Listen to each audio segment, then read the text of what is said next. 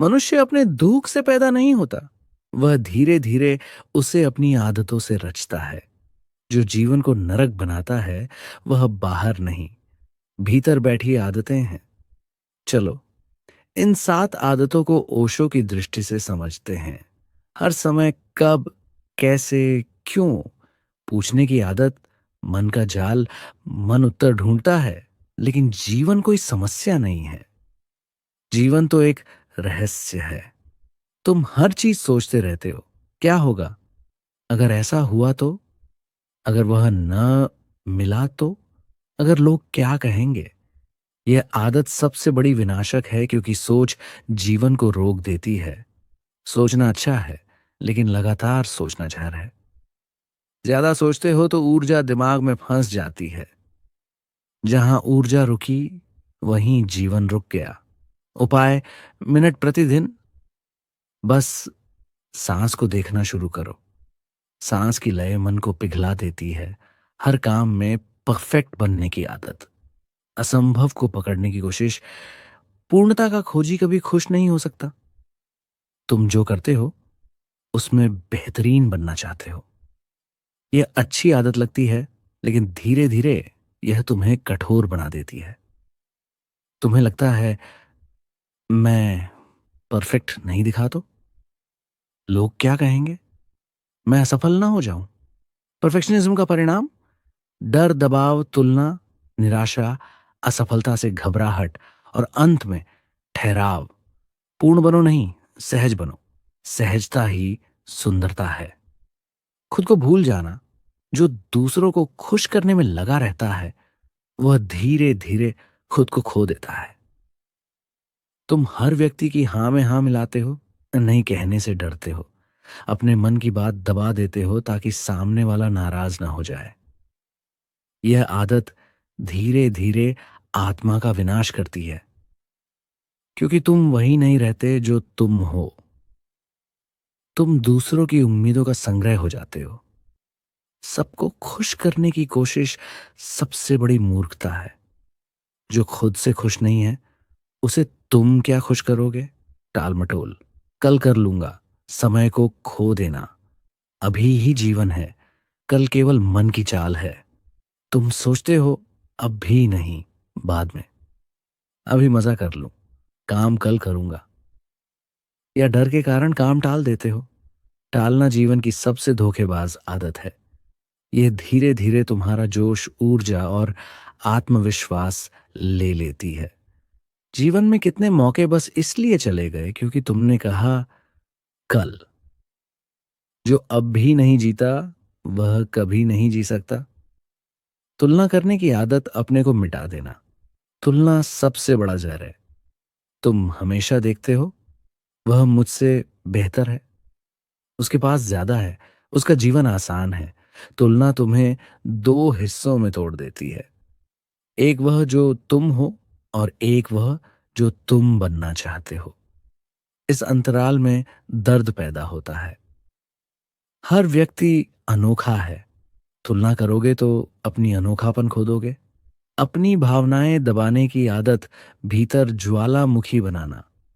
तुम क्रोध दबाते हो, दुख दबाते हो, डर दबाते हो, आंसू दबाते हो। क्यों? क्योंकि समाज ने सिखा दिया, मजबूत बनो, मत रो, मत टूटो। भावना दबाने से वह मरती नहीं, वह रूप बदलकर बीमारी बन जाती है। दबी भावनाएं तनाव, अवसाद, गुस्सा, टूटे हुए रिश्ते और अकेलापन लाती हैं। भावनाओं को बहने दो। रोना कमजोरी नहीं है, यह आत्मा की सफाई है। वह होने की कोशिश जो तुम नहीं हो, यह सबसे विनाशकारी आदत है। तुम वह बनना चाहते हो जो समाज चाहता है। तुम वो पहनते हो, वो बोलते हो, वो करते हो जो दुनिया को पसंद आए, लेकिन अंदर से तुम खाली रहते हो। जो नकली जीवन जीता है वह कभी आनंद को छू ही नहीं सकता। नकलीपन तुम्हें दूर ले जाता है, तुम्हारे अपने सत्य से, तुम्हारे अपने आत्मा से। ओशो के शब्द, स्वयं बनो, यही तुम्हारा सबसे बड़ा उपहार है। मास्क उतारो और तुम स्वतंत्र हो जाओगे। आदतें बाहर की नहीं, भीतर की यात्रा की दुश्मन हैं। ओशो कहते हैं, जीवन को बदलना है तो आदतें नहीं बदलो, होश बदलो। होश आएगा तो आदतें स्वयं गिर जाएंगी। जीवन को बदलने के लिए सिर्फ एक अभ्यास करो। प्रतिदिन 10 मिनट अपने भीतर बैठो, कुछ मत करो, सिर्फ अपने अस्तित्व को महसूस करो। धीरे धीरे तुम देखोगे, मन शांत हो जाता है, आदतें ढाने लगती हैं और तुम अपने मूल रूप में लौट आते हो। मन आदतों का कारखाना है। वह आदतें इसलिए बनाता है ताकि तुम होश में ना आ जाओ, क्योंकि होश आते ही मन मर जाता है। हर आदत दो कारणों से बनती है। डर, अगर मैंने ऐसा ना किया तो क्या होगा। सुरक्षा, ये तरीका पहले काम आया था, अब हमेशा इसी को दोहराओ। लेकिन जीवन बदलता रहता है। पुराने पैटर्न, पुराने तरीके, पुराने ढंग एक समय के बाद जहर बन जाते हैं। आदतें तुम्हारी रक्षा नहीं करती, वे तुम्हें कैद करती हैं। मन का सबसे बड़ा धोखा, मैं ठीक हूं। मन इतना चालाक है कि वह तुम्हें तुम्हारे घाव भी नहीं देखने देता। तुम सोचते हो, मैं ठीक हूं, सब ठीक चल रहा है, मैं संभाल लूंगा। लेकिन भीतर घाव है, कमजोरियां हैं, आदतें हैं जो धीरे धीरे जीवन को खा रही हैं। जो आदमी अपने घाव को नहीं देखता वह कभी बदल नहीं सकता। पहला कदम है, देखो, बस देखो। और देखने मात्र से परिवर्तन शुरू हो जाता है। विनाशकारी आदतों का सबसे बड़ा परिणाम, ऊर्जा का पतन। तुम्हारा जीवन ऊर्जा पर चलता है, घड़ी पर नहीं। उन 7 आदतों का सबसे खतरनाक असर यह है कि वे ऊर्जा को गिरा देती हैं। कैसे? तुलना ऊर्जा खींचती है, टालमटोल ऊर्जा को कुंद कर देता है। परफेक्शनिज्म ऊर्जा को तनाव में बदल देता है। दूसरों को खुश करना ऊर्जा को बिखेर देता है। सोचते रहना ऊर्जा को दिमाग में जकड़ देता है। भावनाएं दबाना ऊर्जा को भीतर बंद कर देता है। नकली जीवन ऊर्जा को भारी कर देता है और ऊर्जा गिरते ही जीवन बिखर जाता है। कम ऊर्जा वाला मन हमेशा दुखी, क्रोधित, उलझा हुआ और खोया हुआ होता है। आदतें टूटती कैसे हैं? ओशो का उपाय बहुत सरल है, लेकिन उतना ही शक्तिशाली। होश, कोई आदत छोड़ो मत, बस उसके ऊपर रोशनी डालो। जैसे ही तुम अपनी तुलना को पकड़ लेते हो, अपनी फालतू सोच को देख लेते हो, अपने दबाव को पहचान लेते हो, आदतें पिघलने लगती हैं। आदतें अंधेरी गुफाओं में पनपती हैं, होश की रोशनी पड़ते ही भाग जाती है। जो देखता है वही बदल जाता है। तुम आदत को बदलो मत। अगर तुम होश में हो तो आदत खुद मर जाती है। यहां एक कहानी। एक आदमी रोज गाली देता था, बहुत कोशिश करता था छोड़ने की, पर नहीं छोड़ पा रहा था। तुम्हें छोड़ना नहीं है। जब भी गाली दो बस होश में रहना, सिर्फ देखना, मैं गाली दे रहा हूं। 3 दिन में ही गालियां गायब। क्यों? क्योंकि अब वह होश में था और होश में कोई भी हिंसा टिक नहीं सकती। या तो तुम मन को उपयोग करो या मन तुम्हें उपयोग करेगा। मन तुम्हें दो तरह से गुलाम बनाता है। एक, आदतों के द्वारा दो, डर, अपराध बोध और भविष्य के द्वारा तुम सोचते हो तुम जी रहे हो, लेकिन तुम नहीं जी रहे। मन जी रहा है, तुम बस चल रहे हो जैसे मशीन। जो मन के गुलाम हैं उनका जीवन विनाश की ओर है, और जो मन के मालिक हैं उनका जीवन मुक्ति की ओर है। आदतों से मुक्ति का पहला कदम, आज रात दैनिक होश की डायरी। हर रात 10 मिनट बैठो और लिखो, आज मैंने कौन कौन सी आदत में मशीन की तरह व्यवहार किया। जैसे, आज मैं तुलना में गिर गया, आज मैं टाल मटोल में फंस गया, आज मैं परफेक्ट बनने के चक्कर में दुखी हो गया। बस लिखना है, बदलने की कोशिश मत करना। लिखना देखने का तरीका है और देखने से आदतें टूटने लगती हैं।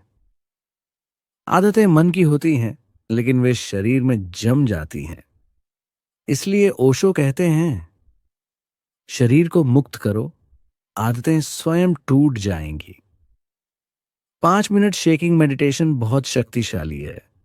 पैरों को हल्का फैलाकर खड़े हो जाओ, शरीर को ढीला छोड़ो।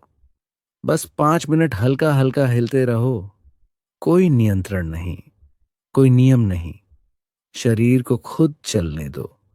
पुराने पैटर्न ढीले हो जाते हैं, भावनाओं की गांठें टूटती हैं, मन हल्का होता है।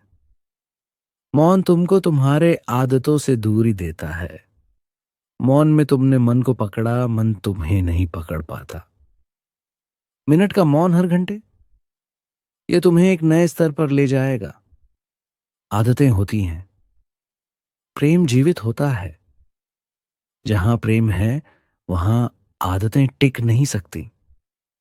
जो प्रेम में है, वह किसी पैटर्न में नहीं चलता। वह क्षण क्षण नया होता है।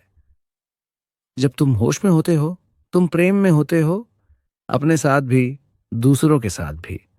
और प्रेम का अर्थ है आज नए हो जाना, आज मुक्त हो जाना, आज जीवित हो जाना। आदतें तुम्हारी जंजीरें हैं और होश तुम्हारी चाबी। बस इतना कर लो, हर दिन 10 मिनट देखने का अभ्यास, 5 मिनट शरीर को हिलाने का अभ्यास, 2 मिनट मौन का अभ्यास, और तुम देखोगे जीवन पिघलने लगता है। विनाश की जगह सृजन आता है, दुख की जगह नृत्य आता है, भय की जगह स्वतंत्रता आती है। मन जंगल है, हजारों आवाजें, इच्छाएं, डर, उम्मीदें, योजनाएं, और बेचारा आदमी उनमें खोया रहता है। जो व्यक्ति अपने मन को समझता नहीं, वह अपनी आदतों में डूब जाता है। मन पुराना है, आदतें पुरानी हैं, लेकिन तुम हमेशा नए हो। समस्या यही है, पुराना नया पर शासन कर रहा है। हर आदत एक पुराना डर है, हर आदत एक पुरानी स्मृति है, और मन इनको पकड़े रहता है, क्योंकि मन को भय है कि यदि तुम नए हो गए तो मन बेकार हो जाएगा। इसलिए मन बार बार वही विचार देता है, वही प्रतिक्रियाएं, वही गुस्सा, वही भय, वही भावनाएं। तो एक ही जीवन बार बार दोहराया जाता है। मन दोहराता है, आत्मा रचती है। जितनी आदतें उतना दोहराव, जितना होश उतनी रचना। तुम सोचते हो मैं आदत में फंस गया, ओशो कहते हैं नहीं, तुमने आदत को पकड़ा हुआ है। तुलना तुम पकड़े हो, गुस्सा तुम पकड़े हो, नकली चेहरे तुम पकड़े हो, परफेक्शन का झूठ तुम ही पकड़े हो। आदतें खुद नहीं टिकती, उन्हें पकड़ने वाला चाहिए, और वह तुम हो। जैसे ही पकड़ ढीली होती है, आदत गिरने लगती है, जैसे मुट्ठी में रेत। जितना कसोगे उतनी बिखरेगी, जितना छोड़ोगे उतनी ही शांति से रहेगी। आदतों का असली मूल मन का डर। मन की सारी आदतें 3 डर से पैदा होती हैं। डर, यदि मैं बदल गया तो क्या होगा? मन कहता है पुराना सुरक्षित है, नया अनजाना है। इसलिए वह पुराने पैटर्न दोहराता है, चाहे वह तुम्हें दुख दे रहे हो। सुरक्षा, पुराना तरीका कभी काम आया था। एक बार बचपन में डर कर चुप रहे, मन ने आदत बना ली, चुप रहना सुरक्षित है। एक बार तुलना करके अच्छा किया, मन ने आदत बना ली, तुलना से सफलता मिलती है। पुरानी सुरक्षा आज जहर बन जाती है। स्वीकार्यता, लोग क्या कहेंगे? हर आदत के पीछे एक समाज बैठा है। तुम्हें जो बनना है वह नहीं, दुनिया तुम्हें क्या बनाना चाहती है, मन उसी में समर्पित हो जाता है। मन आदतें बनाता है, आदतें ऊर्जा को गिराती हैं। हर आदत का अपना प्रभाव है। तुलना तुम्हारी ऊर्जा चूस लेती है। परफेक्शनिज्म तुम्हें तनाव में जकड़ देता है। सोच सोच कर जीवन टालते रहते हो, भावनाएं दबाकर भीतर लावा भर लेते हो, नकली जीवन जीकर भारी हो जाते हो। कम ऊर्जा वाला इंसान दुखी भी होगा, गुस्सैल भी और अनिर्णय वाला भी।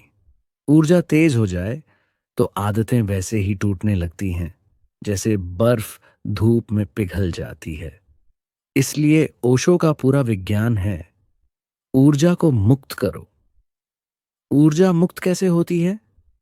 तीन सरल लेकिन गहरे उपाय। Shaking meditation. शरीर को झकझोर दो। शरीर को झकझोरोगे तो मन की जड़ें टूट जाएंगी। 5 मिनट पर्याप्त हैं। पैर ढीले, शरीर पूरा ढीला, बस हिलते रहो। जितना आए उतना कोई नियम नहीं। पहले 1 मिनट अजीब लगेगा, फिर ऊर्जा घूमने लगेगी, फिर शरीर खुद चलने लगेगा। ये पुरानी आदतों को ढीला कर देता है। ओशो इसे माइक्रो अवेयरनेस कहते थे। आंखें बंद, सांस को महसूस करो, शरीर को अंदर से देखो। ये आदतों को तुरंत पकड़ लेता है, जैसे कैमरा फोकस में आ जाए। आज क्या मशीन की तरह किया? यह लिखना तुम्हें मन से बाहर खड़ा कर देता है।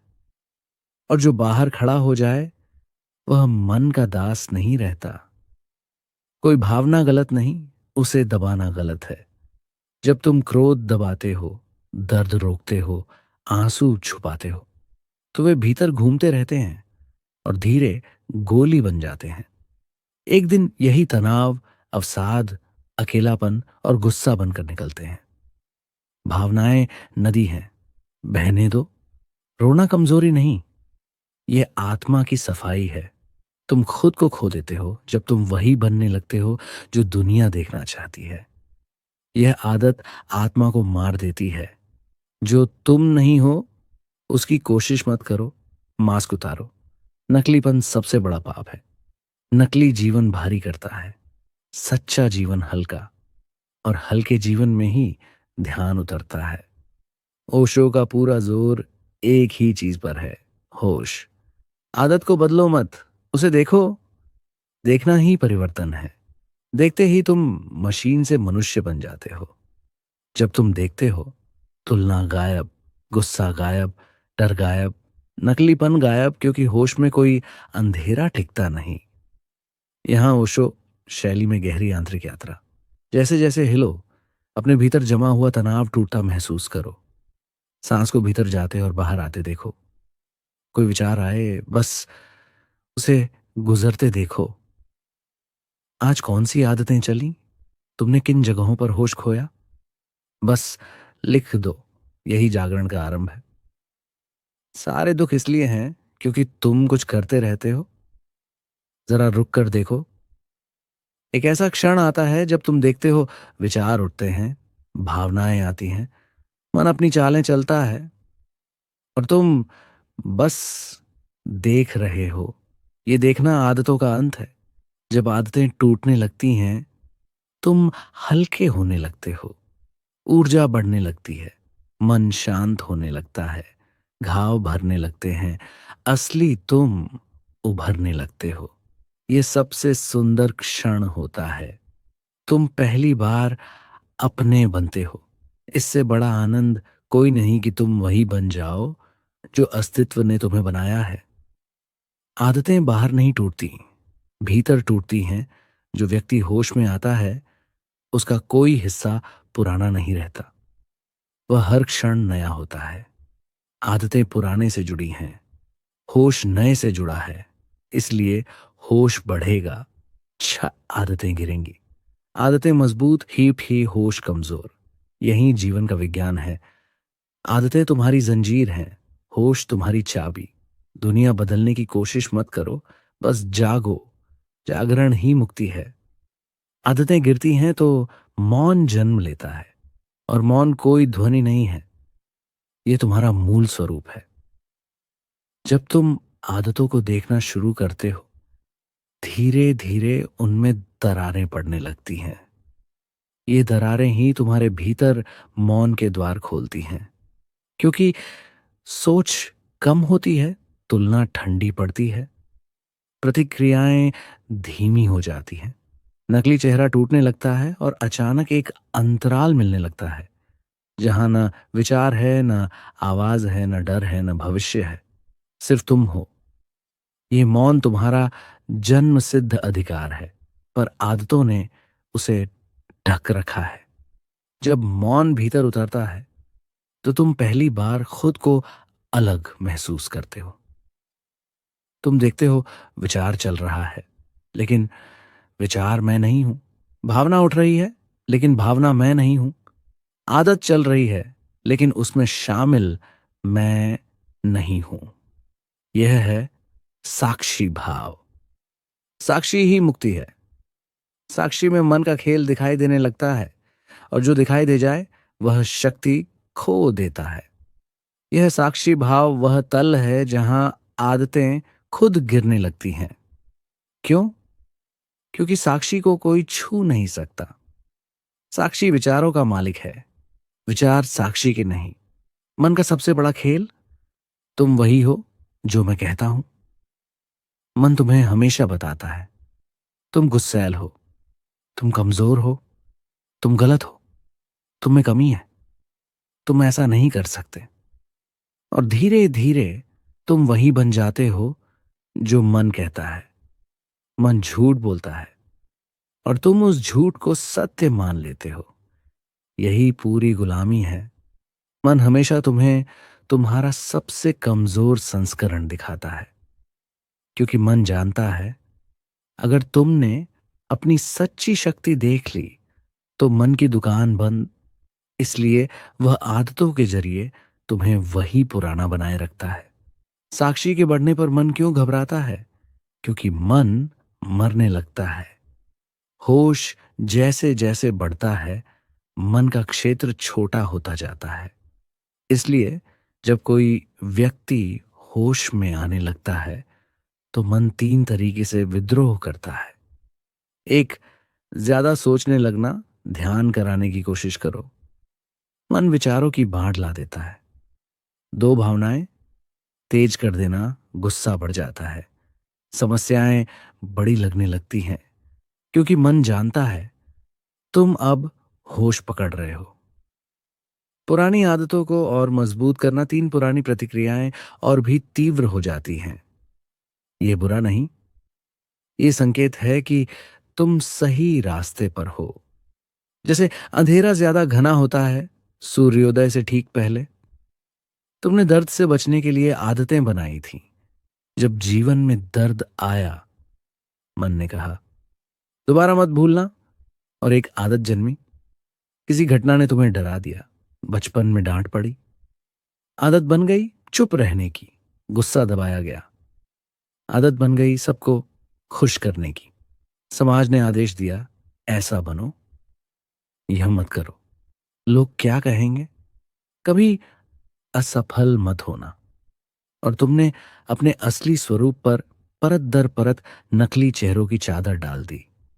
आदतें तुम्हें दूसरों का बनाया हुआ बनाती हैं, होश तुम्हें अपने अस्तित्व का बनाया हुआ बनाता है। आदतों के नीचे क्या छिपा है? तुम्हारा असली चेहरा। अगर आदतें हट जाएं तो तुम बेहद सुंदर हो। तुम में अपार ऊर्जा है, अपार प्रेम है, अपार मौलिकता है। आदतें गिरती हैं तो यह सब उभर कर आता है, लेकिन जब तक आदतें हैं तुम्हारी ऊर्जा उनमें बंधी रहती है। मनुष्य गंदा नहीं है, उसके ऊपर आदतों की धूल है। धूल हटाओ, हीरा चमक उठेगा। तुम हमेशा बनने में लगे हो, बेहतर, अच्छा, परफेक्ट, सफल, प्रभावी, पसंदीदा। और यही तुम्हारा दुख है। बनने में दुख है, होने में आनंद। जो तुम हो उसे स्वीकार लो। तुम्हारे भीतर जो है उसे देखने दो। सबसे बड़ी आदत बनने की सबसे बड़ा जहर है, क्योंकि बनना मतलब जो तुम नहीं हो उसी की तरफ भागना। अगर तुम रुक जाओ तो तुम अपने आप में पूरे सुंदर पूर्ण हो। तुम समझते हो ये आदत है, मैं नहीं। ये सबसे बड़ा टूटना है। जैसे ही तुम कहते हो मैं तुलना कर रहा हूं, तुलना कमजोर हो जाती है। जैसे ही तुम कहते हो मैं सोच में फंस रहा हूं, विचारों की शक्ति टूट जाती है। पहचान ही दास्ता है, पहचान टूटे तो दास्ता टूटती है। तुम आदत और अपने बीच थोड़ी जगह बना लेते हो। अब आदत उठती है, तुम बस देखते हो। ओह, ये परफेक्शन वाला डर फिर आया, ये तुलना की आवाज फिर जागी, ये डर फिर उछला। ये दूरी ही स्वतंत्रता का आरंभ है। धीरे धीरे आदतें पिघलने लगती हैं, जैसे सूरज निकलते ही बर्फ पिघलती है। कोई कोशिश नहीं, कोई युद्ध नहीं, सिर्फ जागरूकता। आदतें अंधेरे में जीती हैं, रोशनी आए वे भाग जाती हैं। आदतों के हटने के बाद तुम्हारे भीतर नया बच्चा जन्म लेता है, निर्मल, निर्दोष, जागृत, जीवंत, निर्भय। ऐसा बच्चा जो दुनिया को हर दिन नए रूप में देखता है। नया होना ही ध्यान है। जो हर क्षण नया है वह कभी आदतों में नहीं फंस सकता। धीरे धीरे सांस लो, 4 सेकंड रोक लो, धीरे छोड़ो। सांस शरीर और मन की गांठें ढीली करती हैं। जो भी विचार आए बस देखो, बस देखते जाओ, बिना दखल, बिना निर्णय। कुछ मत करो, बस होना। तुम देखोगे अंदर एक हल्की सी रोशनी और बहुत गहरी शांतता उतर रही है। आदतें दर्द से बनी थीं, होश आने पर वे टूट जाती हैं। मौन जन्म लेता है, साक्षी जागता है, मन की सत्ता गिरती है, असली में उभरता है। प्रेम और स्वतंत्रता स्वाभाविक हो जाते हैं। जिस दिन तुमने आदतों को पहचान लिया, वही दिन तुम्हारे पुनर्जन्म का दिन है। मनुष्य का सबसे बड़ा भ्रम यह है कि वह सोचता है कि वह जानता है। वह जानता नहीं, सिर्फ सुना हुआ है, उधार लिया हुआ है।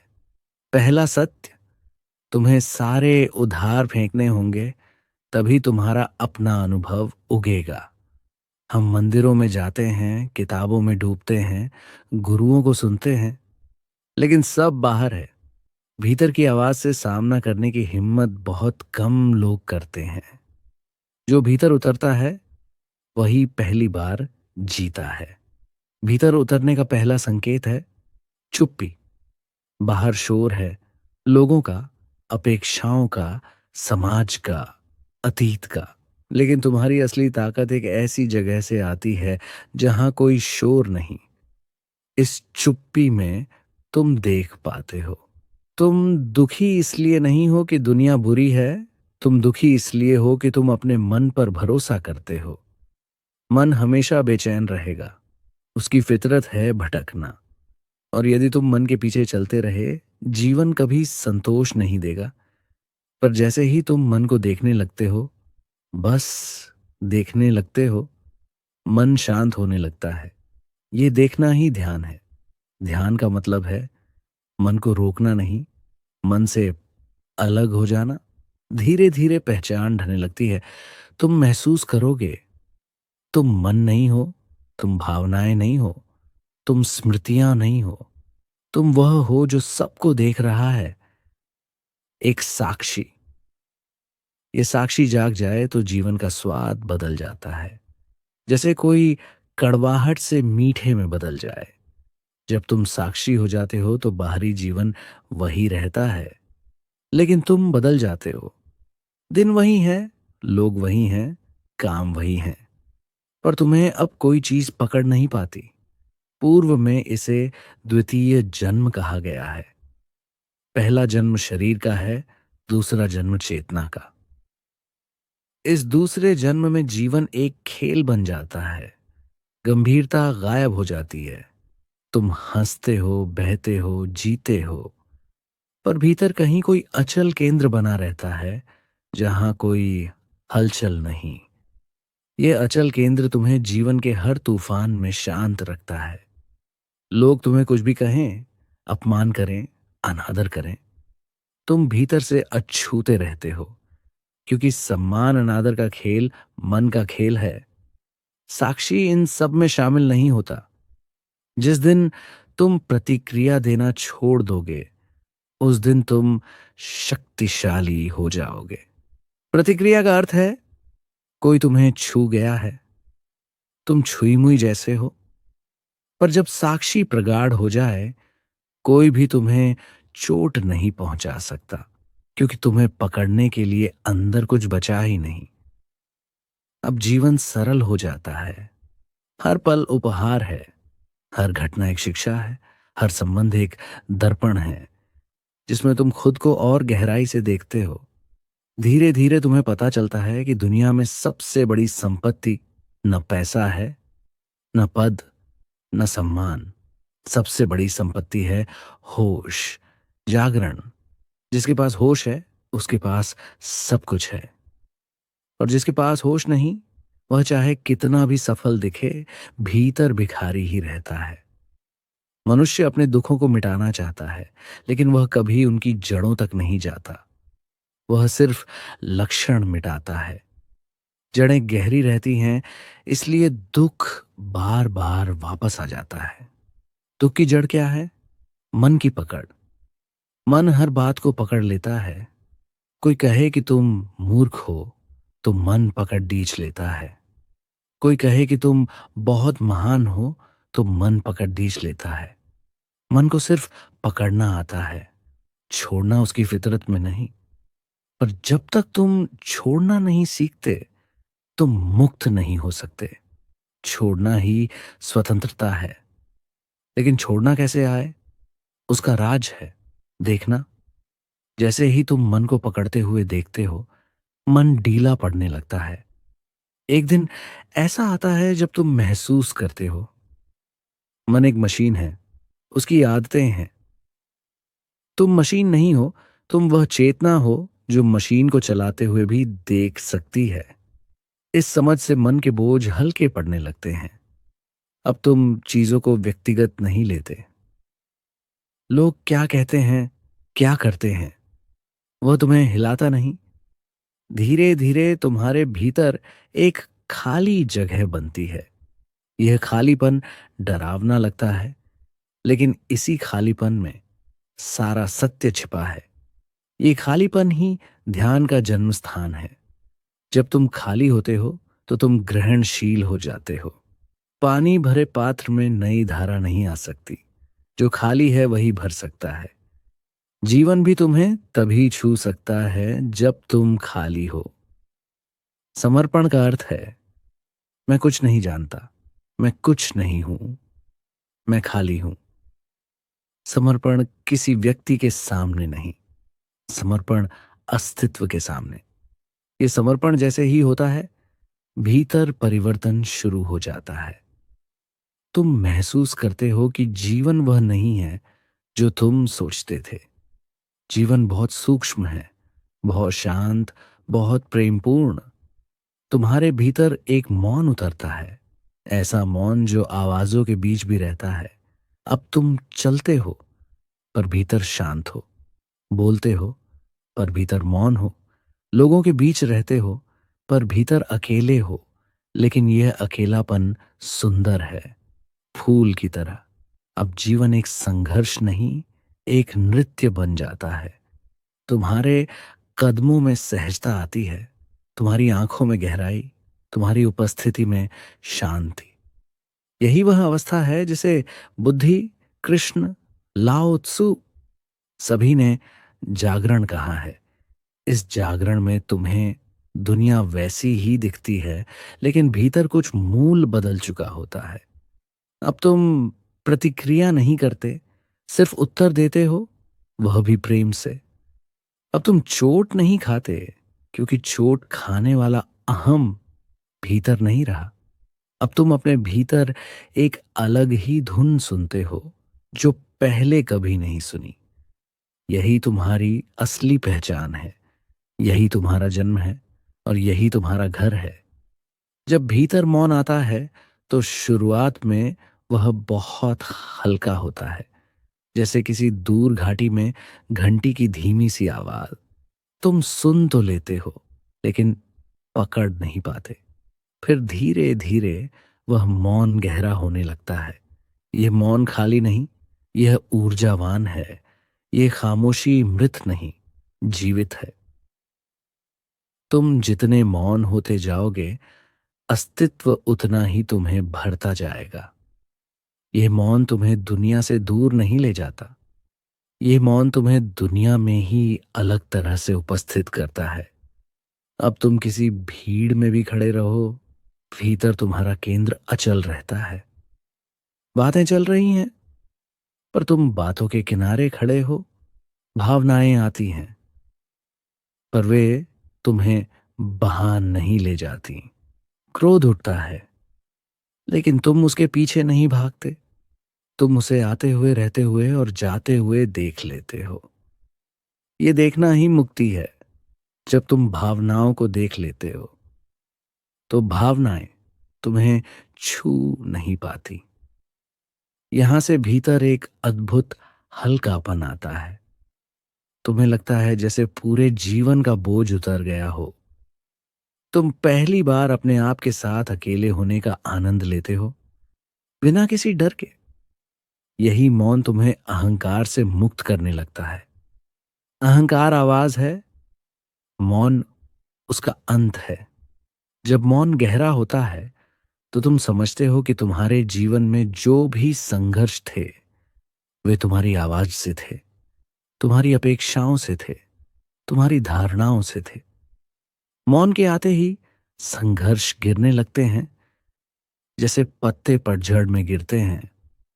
तुम लड़ते नहीं, तुम बहते हो। समर्पण का असली अर्थ लोगों ने गलत समझ लिया है। समर्पण किसी व्यक्ति के आगे नहीं, समर्पण अस्तित्व के आगे है। उस शक्ति के आगे जो तुम्हें चला रही है।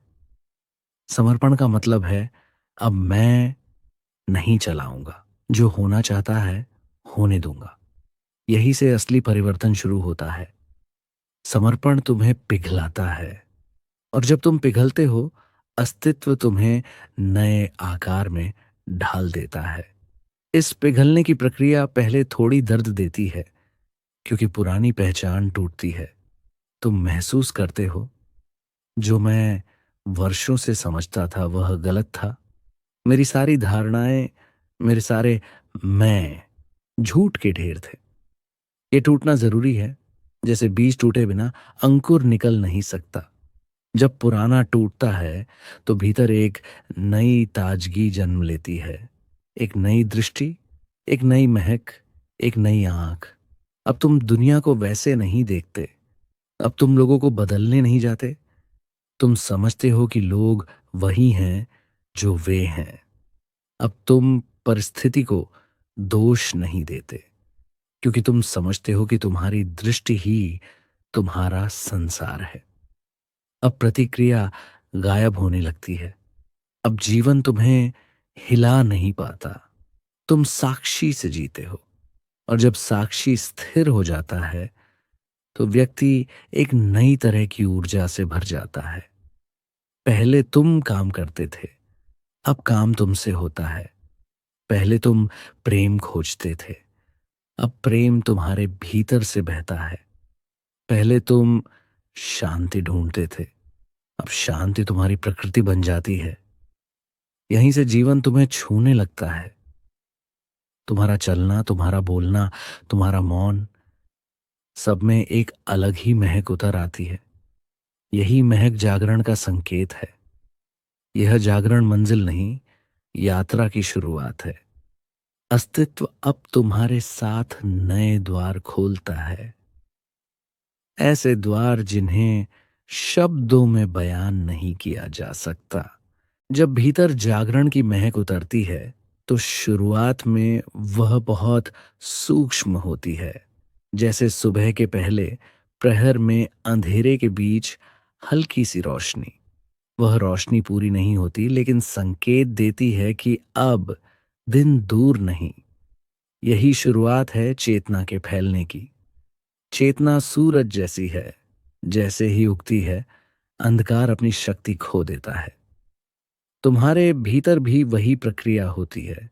पुराने भय धीरे धीरे कम होने लगते हैं। वो भय जिनसे तुम वर्षों भागते रहे, भय के झूठ उजागर होने लगते हैं। तुम महसूस करते हो, जिस चीज से मैं डरता था उसका कोई अस्तित्व ही नहीं था, वो सिर्फ मन की परछाइयां थीं। चेतना बढ़ती है तो परछाइयां गायब हो जाती हैं। अब तुम अंदर की दुनिया में अधिक साफ देखने लगते हो। तुम नोटिस करते हो, सारी कड़वाहट, सारे दुख, सारे संघर्ष तुम्हारी सोच की धुंध से पैदा हुए थे। जैसे जैसे चेतना बढ़ती है, धुंध मिटने लगती है, और तभी जीवन की असली सुंदरता दिखती है, जो पहले कभी नहीं दिखी थी। सड़क वही है, पेड़ वही है, आकाश वही है, पर तुम्हारी आंखें बदल गई हैं। अब दुनिया नई लगती है। अब प्रत्येक क्षण किसी चमत्कार की तरह महसूस होता है। खुला आकाश, चलती हवा, लोगों के चेहरे, छोटे छोटे काम, सब में एक गहराई दिखती है। तुम पहली बार जीवन को जीना शुरू करते हो, महसूस करना शुरू करते हो। ये चेतना का विकास अब तुम्हें भीतर खींचने लगता है। जैसे जैसे चेतना गहरी होती है, तुम्हारे भीतर एक और बड़ा परिवर्तन आता है, प्रेम का जन्म। ये प्रेम भावना नहीं है, ये प्रेम किसी व्यक्ति के लिए नहीं, ये प्रेम अस्तित्व के लिए है, हर चीज के लिए। जब चेतना बढ़ती है, प्रेम स्वाभाविक रूप से बहता है। ये प्रेम तुम्हें भरेगा, ऐसा भरेगा कि तुम वह प्रेम दूसरों तक पहुंचाए बिना रह ही नहीं पाओगे। तुम बिना वजह मुस्कुराओगे, लोगों को देखोगे और भीतर से उनके लिए करुणा उठेगी। जो लोग तुम्हें कभी अच्छे नहीं लगे, तुम्हें अब उनमें अपनी ही पीड़ा दिखाई देगी। तुम समझ जाओगे, कोई भी बुरा नहीं है, हर कोई बस अनजाने में अंधेरे में भटक रहा है। यही समझ करुणा को जन्म देती है। फिर प्रेम ऊर्जा बन जाता है। ये ऊर्जा तुम्हें और गहराई से बदलती है। अब तुम लोगों के साथ प्रतिस्पर्धा नहीं करते, तुम तुलना नहीं करते, नहीं जलते, नहीं दुखी होते। अब तुम दूसरों को वैसे ही स्वीकार करते हो जैसे वे हैं। यही स्वीकृति तुम्हारे भीतर एक शांति पैदा करती है। यह शांति थोपी हुई नहीं, जीवित है। अब तुम जान जाते हो कि जीवन कोई लड़ाई नहीं, एक नृत्य है। हर घटना तुम्हें कुछ सिखाने आई है। हर व्यक्ति तुम्हारे लिए दर्पण है। हर अनुभव तुम्हारी चेतना को गहरा करने का अवसर है। धीरे धीरे तुम्हारी ऊर्जा इतनी सूक्ष्म हो जाती है कि साधारण चीजों में भी असाधारण सुंदरता दिखाई देती है। यही वह अवस्था है जहां व्यक्ति धीरे धीरे अहंकार से मुक्त होकर पूरी तरह अस्तित्व में घुलने लगता है। और जब तुम घुल जाते हो तो जीवन ईश्वर बन जाता है, अस्तित्व परम सत्य बन जाता है, तुम स्वयं एक प्रकाश बन जाते हो। जब प्रेम और चेतना का फूल भीतर खिलता है, तो उसके बाद एक और बड़ी यात्रा शुरू होती है, मौन की यात्रा। मौन कोई क्रिया नहीं, मौन एक सुगंध है जो जागरण के बाद अपने आप फैलती है। शुरू में मौन क्षणों में आता है, कभी 5 सेकंड, कभी 10 सेकंड।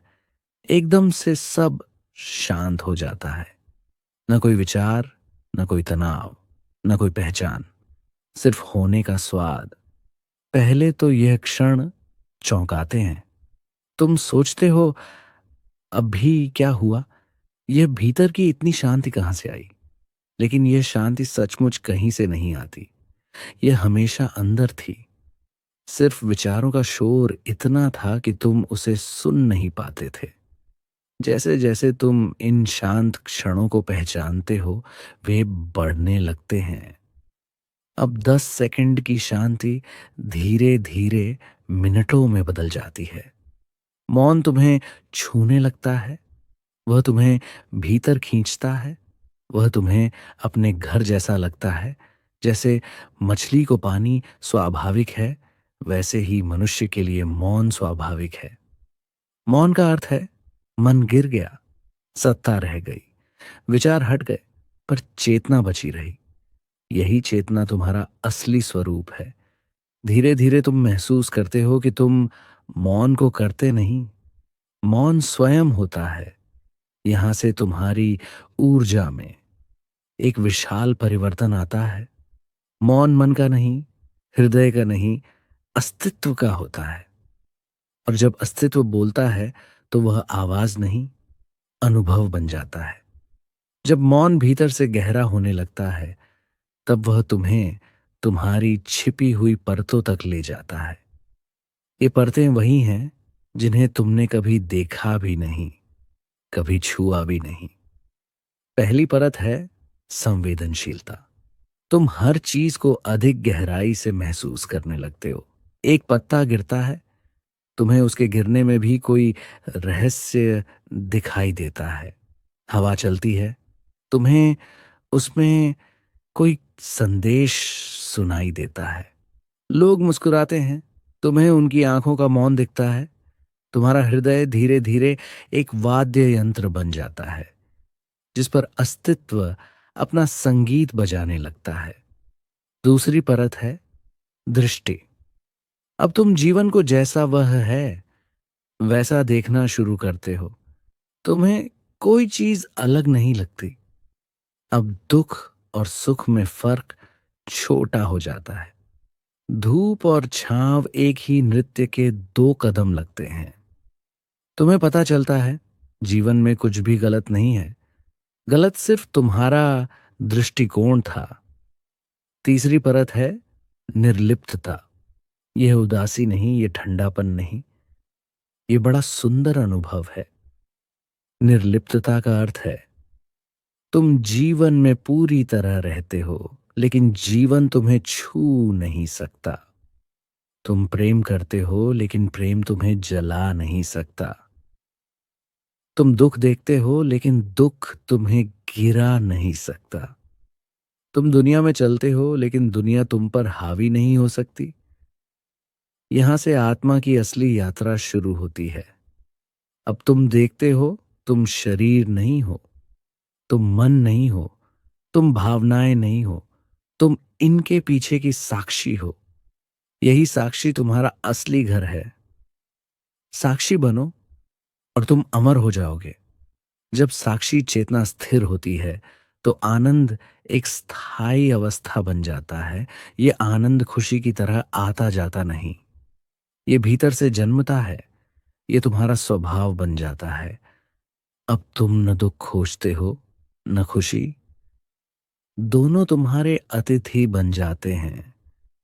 तुम भीतर एक ऐसे केंद्र में टिक जाते हो जहां न तूफान पहुंच सकता है, न अंधेरा। यही केंद्र तुम्हारी आत्मा है, यही परम सत्य है, और यही मनुष्य की असली मुक्ति है।